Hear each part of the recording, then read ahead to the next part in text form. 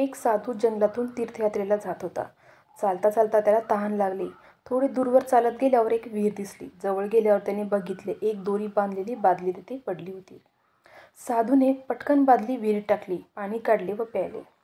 तहान भागल्यावर साधूच्या मनात विचार आला की या बादलीत पाणी भरून आपल्याबरोबर घेऊन जाऊ. पाणी बरोबर असेल तर चांगले होईल. जेव्हा तहान लागेल तेव्हा पाणी पिता येईल. त्याने जवळपास बघितले तर तेथे कोणी अडविणारे देखील नव्हते. साधूने लगेचच दोरीची बादली विहिरीत टाकली आणि पाणी भरून घेतले.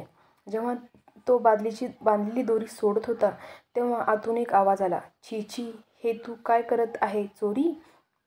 हे ऐकून साधू एकदम थांबला. तो विचारात पडला की माझ्या मनात चोरीचा विचार कसा आला. ती दोरी सोडून साधू त्या राज्याच्या राजाकडे गेला. राजाला विचारले, आपल्या राज्यात जी विहीर आहे ती कोणाच्या पैशाने बनवली आहे? राजाने ते शोधून काढले. तेव्हा कळाले की एक चोर होता. जेव्हा तो पकडला गेला तेव्हा त्याच्याकडून मिळालेल्या पैशातून ती विहीर तयार केली गेली होती. तेव्हा साधू म्हणाला, चोरी आणि लुटालूट करूनच त्याने ते पैसे जमवले असतील. म्हणूनच त्या विहिरीचे पाणी पिताच माझी नियत बिघडली आणि मी बादली चोरून निघालो होतो. खरोखर म्हटले आहे की जसे धन असते तसेच आपले मन असते.